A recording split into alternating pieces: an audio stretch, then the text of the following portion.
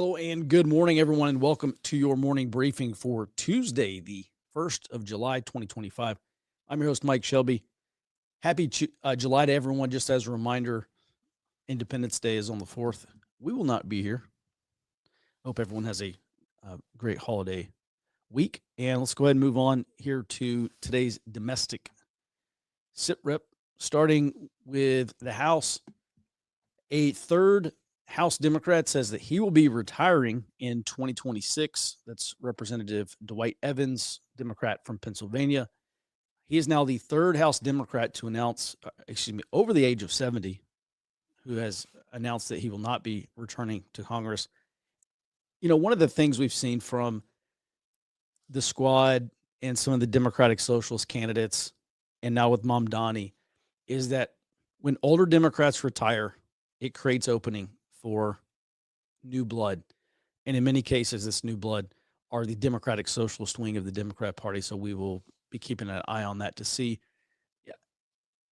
One of the key assumptions I've made is that we will see somewhat of a changing of a guard in the Democrat Party that is older as the boomer generation retires from Congress. Their more moderate policies will probably subside, creating new opportunities for Democratic Socialists. So something we're paying close attention to here. Also, President Trump is set to host Israeli Prime Minister Benjamin Netanyahu at the White House next week, potentially as early as Monday. U.S. officials expect the president to urge Netanyahu to end the war in Gaza. And Border Czar Tom Homan confirmed yesterday that he is investigating. By the way, I'm not sure exactly what investigation powers he has. I'm assuming that's probably at the DOJ. However, he did say that an investigation is being opened into Representative Alexandria Ocasio-Cortez, Democrat from New York, to determine if she employed illegal aliens on her congressional staff. Homan went on to say that AOC was teaching people how to evade deportation and also teaching them how to avoid or rather that he is, I guess he's going to teach her how to be prosecuted, something like that. All right. Also, the Department of Justice announced some legal action against Los Angeles and their sanctuary city policies. They filed a lawsuit against the city of LA, Mayor Karen Bass, and the city council over the recently enacted sanctuary city policies that DOJ says contributed, or quote, contributed to the recent lawlessness, rioting, looting, and vandalism that was so severe it required the federal government to deploy the California National Guard and the United States Marines to quell the chaos. Also, CNN reported, I'm sure you've seen by now, there was a segment on CNN, I believe yesterday, talking about this Ice Watch app. And this is something that I've talked about for several months. Actually, it's not even for several months, it's for several years, because back during the first Trump administration, they had something very similar. This is a smartphone app that you can load, and whenever you see ICE vehicles or anything that you believe to be ICE, you can drop a pin. It's kind of like Waze, but for ICE.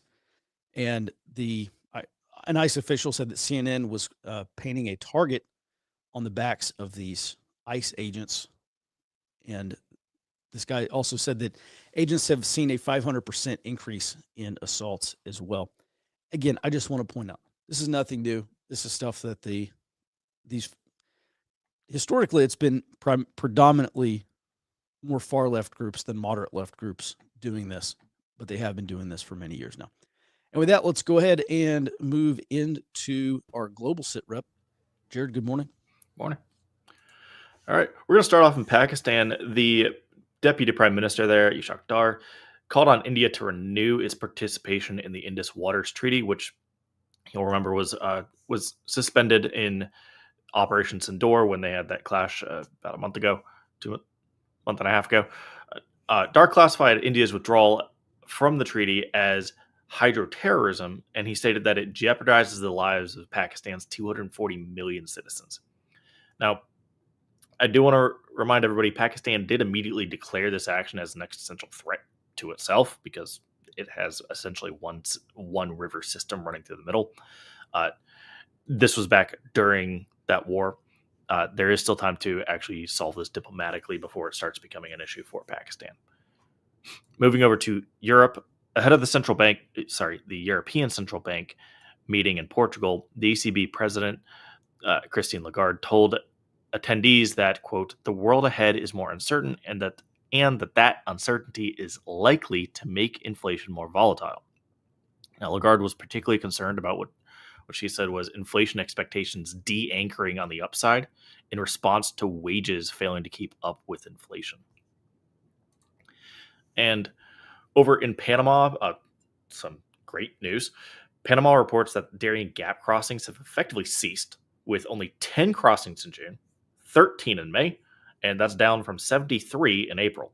Now, in April of 2023, Panama reported over 40,000 crossings in a single month. So the 10 that we just saw last month is effectively a rounding error. Now, the government attributes this to Panama installing barbed wire across all of the normal trails that they would use, and President Trump beginning mass deportations in the United States. Yeah, I mean, listen, I applaud Panama doing that. They should have done more several years ago. But I don't think Panama deserves that big a pat on the back, because people are not crossing the Darien Gap because they know they can't cross the Rio Grande anymore. So I think that's the real story there. All right, thanks for that, Jared. And with that, let's go ahead and move on. We are tracking 77 protests today. It's a bit above average for the week, but quickly becoming the norm. All right, let's talk about this one big, beautiful bill. I think many people have probably some mixed feelings about the exact details. Vice President J.D. Vance arrived in the Senate building this morning to potentially cast a tie-breaking vote for this one big, beautiful bill, if it even comes up for a vote today. Republicans still face internal opposition to many of President Trump's budget priorities. One of the things that I have been pretty shocked to see, I don't know, also disappointed, that the Senate parliamentarian was able to ensure that illegal aliens continue to receive Medicaid funding. Taxpayer money going to pay for healthcare costs of illegal aliens. That remains in this one big, beautiful bill, despite a Senate Republican majority. Senate Majority Leader John Thune has been criticizing for not acting to remove the parliamentarian, which is my understanding that he can do. And this parliamentarian has also ruled against numerous other Republican-backed provisions using this Byrd rule. I guess there's probably some debate as to whether or not Republicans could overrule the Senate parliamentarian. It's just wild that Republicans get a Senate majority and they cannot prevent illegals from receiving taxpayer-funded health care. My take on this one big, beautiful bill is, regardless of the provisions that you like or dislike, without reducing the federal deficit, this one big, beautiful bill is rearranging deck chairs on the Titanic. I will give you both sides of the argument here. The latest Congressional Budget Office, the CBO projection, shows that the bill in its current form would expand the federal deficit by $3.3 trillion over 10 years. The Committee for a Responsible Federal Budget projects that $3.3 trillion will actually be more like $3.9 trillion after you add in the interest costs.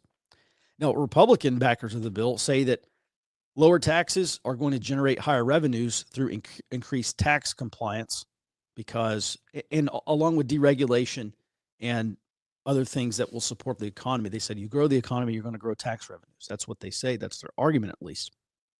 I'll be real honest, I'm just not sold on that. So Republicans say that they will offset the deficit expansion. We'll see. And also, to be fair, CBO, and I don't mean to belabor this point, but CBO famously now uses static scoring. Republicans are saying that that's the reason why CBO says this deficit expansion is going to be so bad, and that they don't take into account what's called dynamic scoring, which accounts for, and this is not an exact science, it's not even exact math done by economists. These are all projections that rely on assumptions. So I guess maybe I'll believe it when I see it, but I'll just be honest. I don't see tax revenue expanding substantially here to make up for $3 trillion over 10 years. I could be wrong, but we'll see. With that, let's go ahead and move on to the next item, which is Elon Musk, the world's richest man and also a former Trump administration special advisor, said, special employee, renewed calls to launch a third political party to challenge Republicans if this big, beautiful bill passes. By the way, the big, beautiful bill will pass. It just depends on which minor provisions are struck from here. He said, quote, the America Party will be formed the next day after this bill passes. He says, quote, our country needs an alternative to the Democrat-Republican uniparty so that the people actually have a voice. He continued in another post, quote, every member of Congress who campaigned on reducing government spending and then immediately voted for the biggest debt increase in history should hang their head in shame, and they will lose their primary next year if it is the last thing I do on this earth. Musk was also especially critical of the bill's provisions that withdraw funding from green energy projects, especially like solar, and that also remove the electric vehicle tax credits and mandates. Musk has repeatedly stated that solar is the future of U.S. energy security, and he obviously has very substantial business interests in both electric vehicles and in these green tech batteries. I just saw where there's a follow-up, and it seemed to me like he said, it doesn't matter. You've got to cut it all because the government spending has to be cut, even if that includes his companies having some reduction in these federal payments or subsidies. In response, President Trump called for a review of these federal subsidies that go into Musk's companies. Trump said big money to be saved. He also said that he would have to look into whether or not Elon Musk could be deported. So my take on this is between his money and his influence on social media, Elon Musk is almost certainly in a position to swing some of these 2026 midterm races, especially in the primaries. And he's obviously very likely to be a player in the 2028 general election. I look at Musk's brand. I think could be called probably Silicon Valley populism, which is more nationalist than not, very pro-tech. Musk describes himself as a social liberal, and obviously he's a fiscal conservative. And you look at this, and it's just very clear. It's going to take a lot more independent voters away from Republicans than from Democrats. You could say, I think I think Musk's argument here is that even if that were to happen, he would probably say, you're just taking votes away from the uniparty, regardless if they're independent votes for Republicans or votes from Democrats. That's the uniparty either way. And the America Party, I imagine he would say, is the real alternative. And with that, let's go ahead and jump into this next item. Let's head over to Taiwan. So this is interesting. Jerry, this is the new report from USARPAC, which is U.S. Army Pacific. They say that China's joint ops are still not integrated, and really, it looks to me casting some pretty substantial doubt on China's warfighting capabilities. Absolutely. Longtime Forward Observer subscribers will actually note that we've been saying the same thing. They don't integrate very well. They still run everything scripted, and here the guy who gets to see behind the scenes is saying the exact same thing. Now, this was during a fireside chat last Friday from the commander of U.S. Army Pacific, General Ronald Clark. Sorry, he did indicate that China is still a lesser quality military because they don't run integrated multi-domain warfighting. And he also mentioned that the U.S. and its allies must do everything in their power to worsen China's weaknesses. Now, just a couple of quick quotes for this. He said, quoting, "We're starting to see them operate in a joint environment. It's not joint integration at this point, but it's joint operations side by side between air, maritime, and land domain forces, unlike anything we've seen before." Do want to note, he does appear to be careful to make it sound like China's still a threat, even though if you were to actually compare what that is side by side, forget the turn of phrase there. But if you were to compare how China runs operations and how the United States runs operations, they're not even on the same playing field there. The United States is head and shoulders above the quality of warfighting that the Chinese are apparently still bringing to the table. Mm-hmm.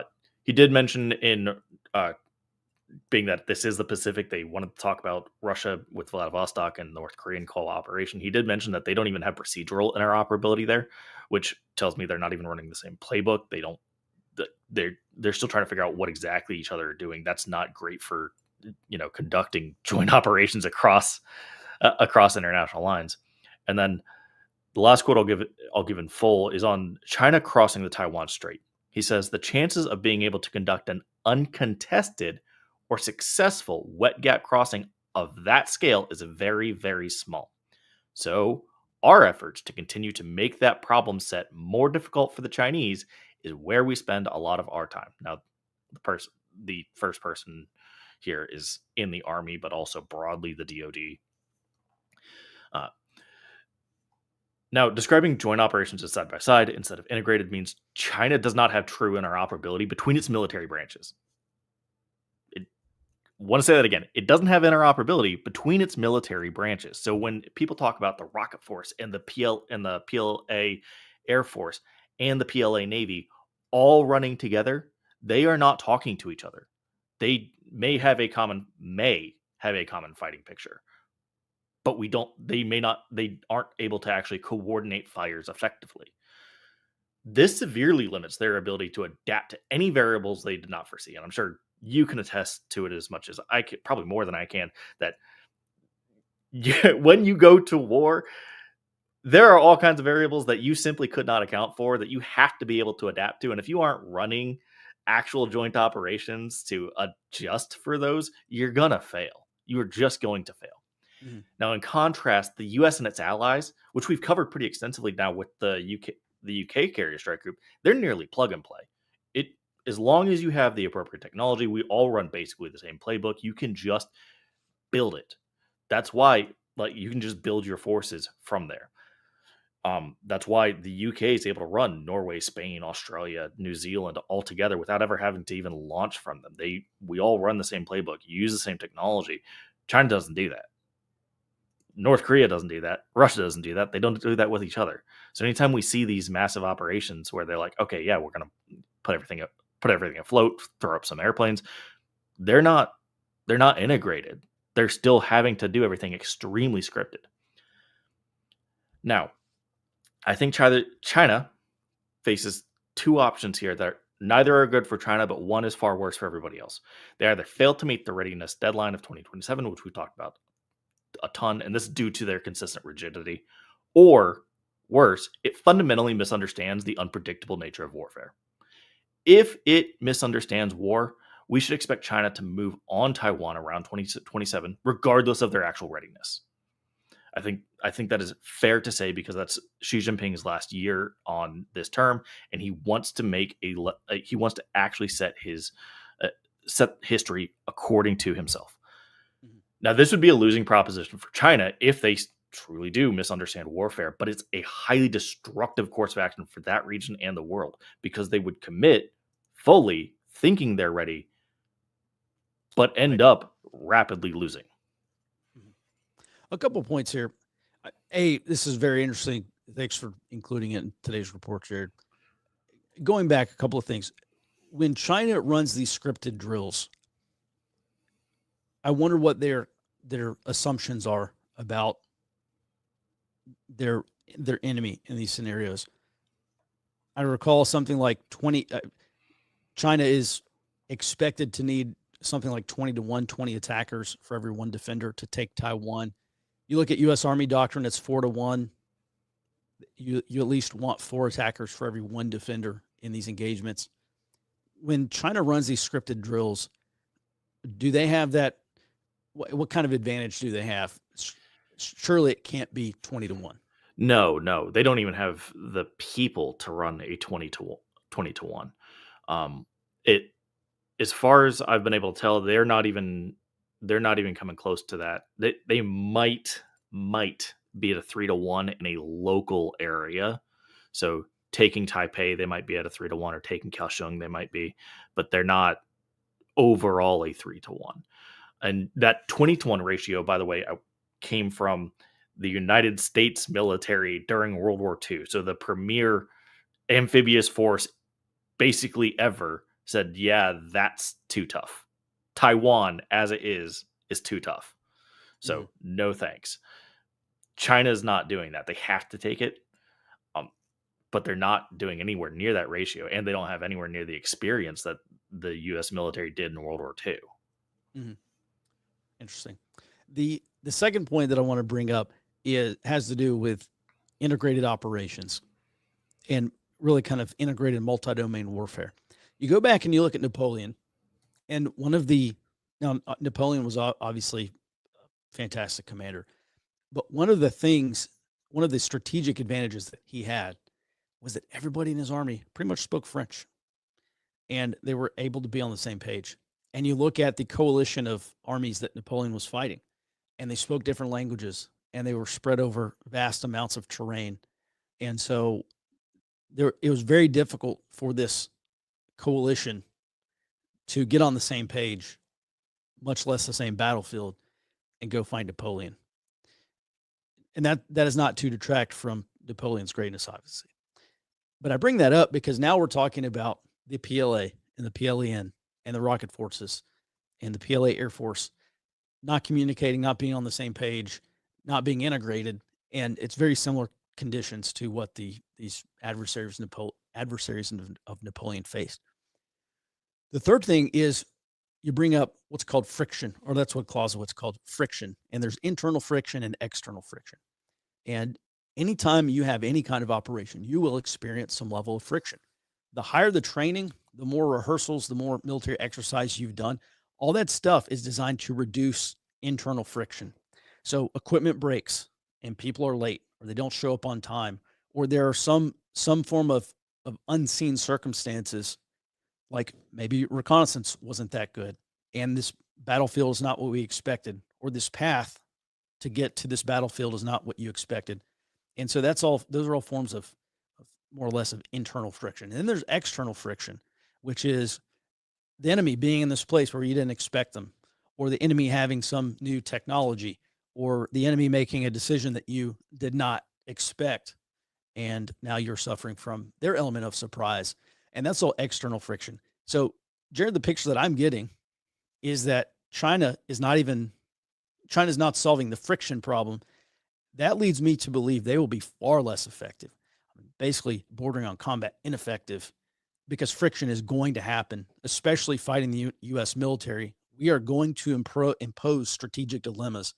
We're going to impose heavy amounts of friction on those forces. And I don't want to say China's obviously not a paper tiger, but I do wonder at what point many people are probably overestimating China's capabilities. Well, so being that I had to get familiar with them on deployment, I would say that basically everybody's been overestimating China for a very long time. They That's not to say China is not formidable. It is, but you have to take into account where everything's actually going to operate. And at that point, you start looking at, okay, well, China really can't do certain things. I mean, for goodness sake, they didn't even learn how to do an underway replenishment, which helps you keep your ship at sea longer than 2 weeks until the mid 2010s. Mm-hmm. Like I was on one of the ships they learned it from. And their longest carrier deployment was what, 25 days? In this most recent one, yes. Yeah. I think they've gone over a month before. Almost A certain month. I've never seen them. Yeah, a month. Mm-hmm. Where like the U.S. Navy, just for record, at 45 days you get awarded a beer saying, okay, hey, we've been underway a little while, but we're going to keep going. So we'll blow past a month. Mm-hmm. All right. Well, there are some questions here about PLA. Let's go ahead and get into our questions today, Jared. Okay. Starting off. PLA being the People's Liberation Army.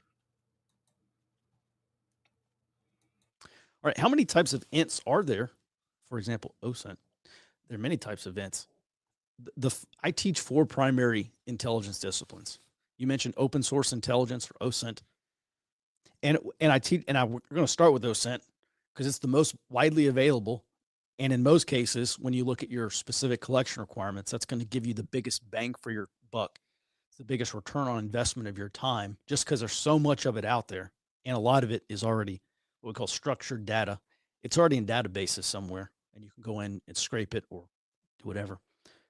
The next after that, I'm going to follow that with human intelligence. And that's my second favorite one because I really like human. But also, in terms of collection requirements, you probably know, or you can probably meet someone who can satisfy your collection requirements. In other words, meet someone who knows the information that you're looking for, and eventually you start by building rapport or using techniques like elicitation, and you're eventually able to get that information probably from them. After that, imagery intelligence. So emit, this is the third one. That's going to be things like imagery from drones, photographs, full motion video. For the most part, that's it. And then finally, there's signals intelligence, which is electronic transmissions, electronic communications, radio, for instance, some other things. There's some subsets of SIGINT like ELINT and comment. At any rate, but by and large, these are going to be things like radio receivers, police scanners, doing what's called low-level voice intercept, which is just you're just out in the battle space and you're searching for target transmissions or transmissions of interest and listening in to what these people are saying. And that at a very basic form of SIGINT. And you can go into a lot more advanced or more technologically advanced kind of technical collection beyond that. However, those are the four that I highly recommend everyone know how to do, especially if you're preparing for an emergency. I think that those four skills in general are going to be mission critical. Not everyone needs to know how to do all that stuff, but it would behoove you if you did. Number one. But then there's a lot of other stuff. There's TechInt, so technical intelligence, learning how things work, learning systems, vulnerabilities or limitations. For instance, if you know that this piece of equipment has this type of camera on it and it only has a 180-degree field of view, or the satellite, if you know the technical limitations of the satellite, it can help you avoid collection by what we call living in the gaps. So that's TechInt. TechInt can be literally anything, how anything works. There's, I don't know. They just started creating int. So there's like geospatial intelligence or GeoInt. There's biometrics intelligence or biometrics enabled intelligence.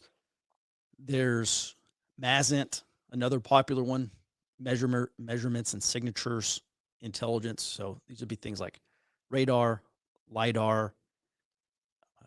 We have a vast array of sensors, very sophisticated sensors that can measure the ambient environment, identify changes in the ambient environment like vibrations. Like going back to Vietnam, even we had these things like the AN PSR-1, which was a seismic intrusion detection kit. It's a node that you stick in the ground and you have a box. I've actually got a couple here in the office somewhere. You have this box and it's got all this basically just radio telephone wire running out to these nodes, these little devices, and you stick them in the ground and it measures vibrations. And based on which node is being vibrated, it will tell you on this little box which of those nodes is picking up vibrations, and you can turn the sensitivity up or down. So if you only want vehicles, you turn sensitivity way up. If you want to know if a mouse is running in the vicinity of that thing, you turn sensitivity way up. If you only want something larger like a human or a vehicle, you can turn sensitivity down. So that's an example of MASINT. I'm sure there are others that I can't remember off the top of my head because, remember, they just started making all these new ints up as I was getting out.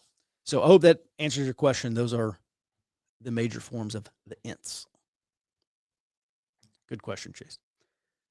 All right, do you know if the One Big Beautiful Bill eliminates the $600 transaction reporting requirement? First of all, no, I don't. That Biden put on banks, brokers, whatever. I doubt it. I mean, at this rate, just identify whatever best possible outcome Republicans could come up with and just assume it's not in the bill. Is your BBB fiscal impact skepticism based on some dynamic analysis or just your spidey senses? All right. Well, a lot of this has to do with presumptions on the U.S. economy. And for 25 years, CBO has been wrong on budget deficits. So I look at what they do, and typically they've been wrong to the upside, not to the downside. The actual budget deficits have been worse than what CBO has scored, and there's a number of reasons for that. When CBO makes their projections, they have to do it on some key assumptions, and typically they're looking at interest rates that are going to be wrong. I mean, there's no way CBO can determine what interest rates will be 5 years from now. Therefore, their deficit scoring is going to be wrong, more likely than not to be wrong, if they don't know what interest rates are in the future. So interest rates, treasury yields, I mean, that's something that you really can't project accurately. I mean, you can't even project that out a couple of years probably. So that's number one.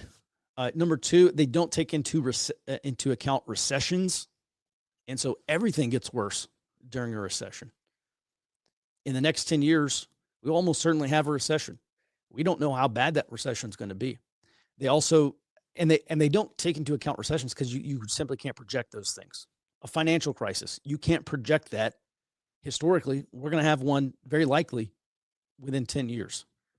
So those are a number of reasons why CBO has been wrong. And it's not just it's not a dynamic analysis, and it's not a spidey senses. I just say, Republicans say, oh, we're going to make up $3.3 trillion in government revenues over the next 10 years. I don't see that happening because I know the likelihood is extremely high that we have a recession and a financial crisis in the next 10 years. So that's my key assumption. And that's why I would bet money right now that Republicans do not make up an additional $3.3 trillion in revenues under this big, beautiful bill unless things change. So that's my reasoning for why I think Republicans are probably wrong. I hope they're right, but just realistically, they're probably wrong. It's been a hot minute, but unless I'm wrong tactically, aren't the PLA trying to copy U.S. Brigade combat teams? Yeah, actually, we have seen a number of foreign militaries adopt that Brigade combat team system. And Jared, this is definitely a you question, but I do seem to remember that China was at some point in the past 10 years started to restructure their military, their army at least, closer to this BCT system. I don't remember if they're taking on the BCT, but I know they've made quite a few other reforms that are very similar to ours, at least structurally. We covered, I think it was at the end of 22, they were exploring the development of a non-commissioned officer corps, which, again, we were talking about, hey, readiness, who's going to fight your fight? And at the same time, we've seen them, try to develop a Navy structure similar to the carrier strike groups. They add in cruisers. They have a couple of destroyers. It runs basically the same playbook. Well, structurally, it's similar to the U.S. Navy. So adopting the BCT would not be surprising to me. And they would do this essentially for task organization because you can take a brigade combat team and you have basically everything that organic that you need. They've got the headquarters, they've got a support battalion. So that includes like all the combat support, some combat service support, like MI, et cetera. And then you take your line units, and basically this BCT is an effective combat unit because everything that you need, more or less, is organic to that brigade combat team. I think we disagree here on Chinese motivation. I think that is a function of the BCT, particularly in the U.S. Army. But for the Chinese, I think they're trying to structure everything similar and basically try to reverse engineer it. I've always gotten the impression that the Chinese are highly mimetic and kind of have a cargo cult mentality around how to operate in war. They like to structure things how the best worked, but they don't always know how it works, if that makes sense. So, like, when you look at their carrier strike groups, their platforms match, but they don't necessarily run it quite right. Mhm. So it's almost like they don't know what each part of the larger unit does or should do. Mhm. All right. Well, I don't know anything about that, but just from the Army perspective, that's why the Army ran and still runs brigade combat teams. All right. Who's claiming the islands? All right. All these little Th- Japanese islands in the region. Yeah, Everybody. they're all part of Okinawa. It's basically just Japan, and Okinawa's got a kind of separatist movement.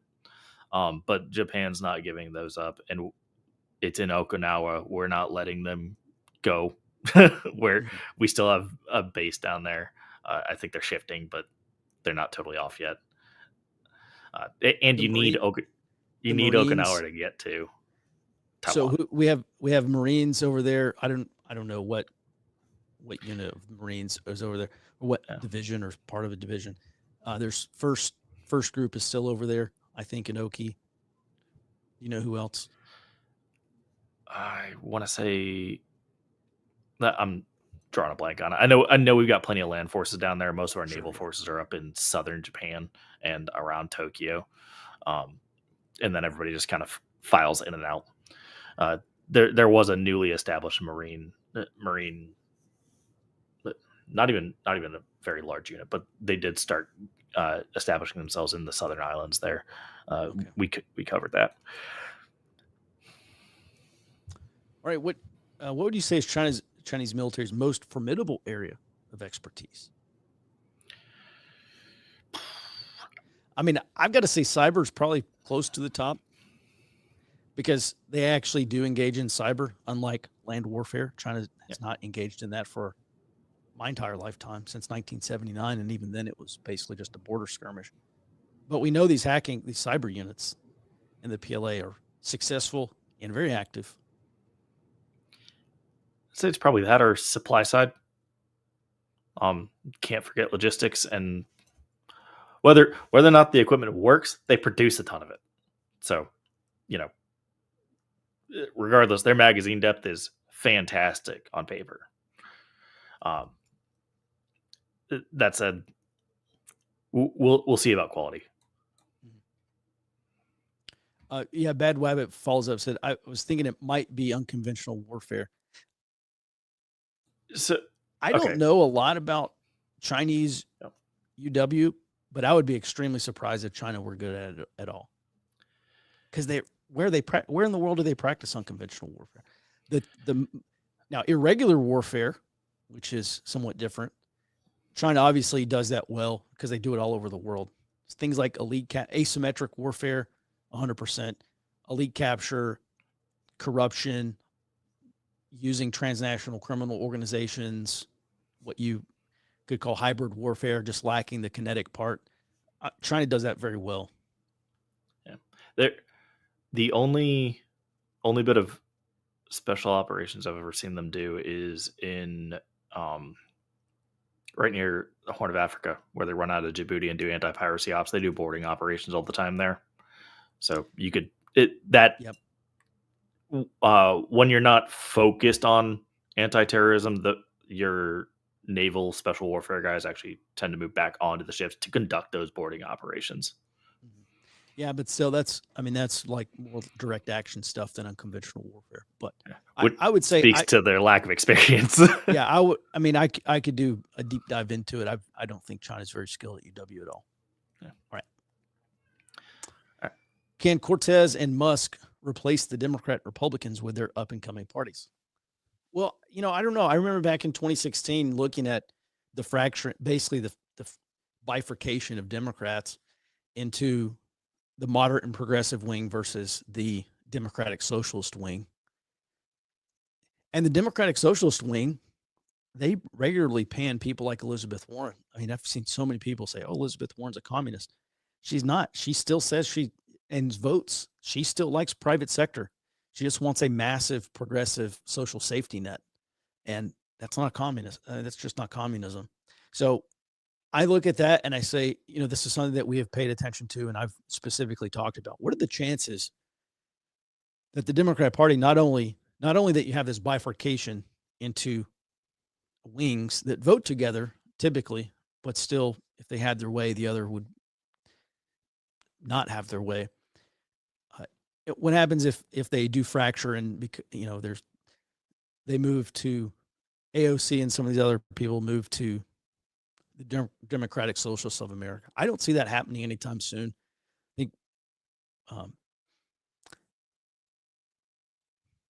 well, in short, can AOC replace or build her new party? No, she's not going to. They're going to continue to run where the votes are, and right now the votes are with the Democrat Party. Now, Musk, on the other hand, I think Musk has a much higher likelihood of fracturing the Republican Party because, you look at, obviously MAGA is the dominant force, by far the dominant force. It's really they control the Republican Party, even though there still are a great many rhinos and never Trumpers. But, even with this big, beautiful bill, we're seeing a lot of dissension within the MAGA world. You have these fiscally conservative hardliners that say not one more cent to the national debt. And that's obviously not President Trump's MAGA position. So I would say Musk has a much higher likelihood of fracturing the Republican Party. And for people who say, oh, that's counterintuitive or it's counterproductive, rather, that's I made a comment on Elon Musk's post. I said, that's a really great way that you get Democrat one-party rule by fracturing the Republican vote. But I honestly, Musk even says it's the uniparty. And so I would look at that and say, well, if Elon Musk does siphon votes away from Republicans, he's just say, well, we're siphoning votes away from the Republican Party, or from the uniparty, rather. So we'll see. Bookshelf is filling up. Do you have a top 5 reading list? Well, Thomas, it depends what topic you want to read. So, I mean, yeah, I guess,